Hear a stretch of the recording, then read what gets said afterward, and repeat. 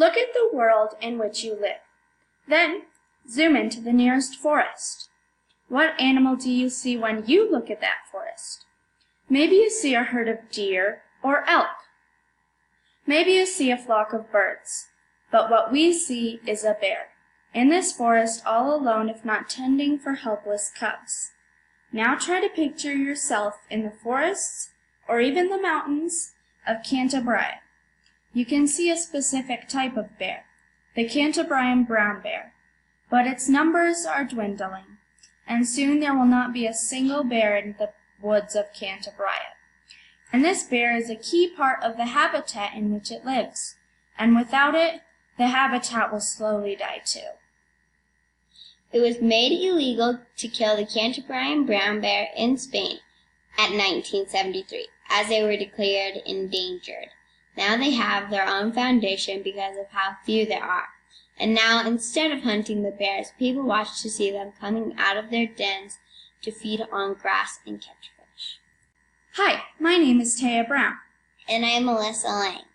We've been researching this fascinating animal for the last 2 months, and we just couldn't be more excited to tell you about them today.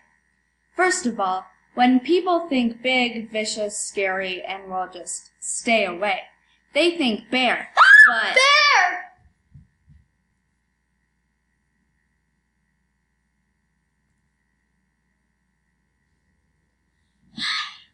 You okay?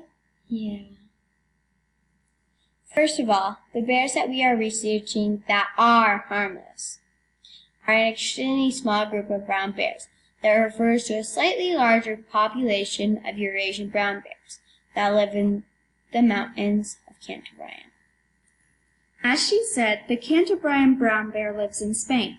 Spain is located in Stone Castle, a place filled with snow-capped mountains and vast monuments, all of which have been made into notable travel destinations, and the fascinating country is bordered by Portugal and France.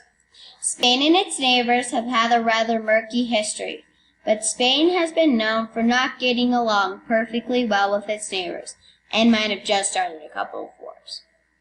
The stakeholders involved with the cantabrian brown bear are hunters, the people of the foundation, the Prime Minister, and us. Here is a map of Spain. The gray spots are the small places in which they live: Cantabria, Asturias, Leon, and a small place in Galicia. They have a place where they are being studied, but they only live in a small part of it. The government of Spain is pretty religiously based and has a prime minister, unlike most countries. This animal was being constantly killed because it would roam in the open where hunters could easily kill it. Also, they didn't migrate or move around much, so the hunters knew exactly where to come back after a good night's sleep and hunt them for their beautiful brown fur. Have you ever thought about being a bear? If you were a bear or any other predator, you would have to hunt and work for your food. You couldn't just go to the store. You'd have to hunt for it. They also have to keep their cubs safe and warm.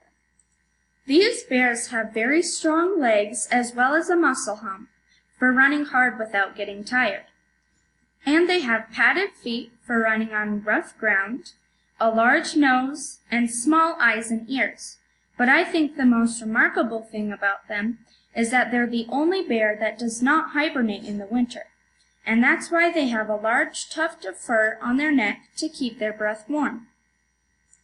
Some ideas and solutions to this problem is that we don't fear the animal, and we keep things the way they are with the conservation, and consider spreading the word that they are endangered. Every voice counts.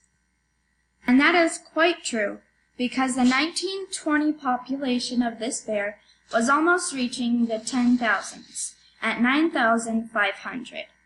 In the 1940s, as they started to be hunted, their population plummeted down to about 5,000. At the 1970s, there were only 1,000 bears, and sadly now there is less than 300 bears roaming in Cantabria. So please, be aware of the sad truth that these bears, as well as many other animals, are endangered and almost extinct. And thanks for watching!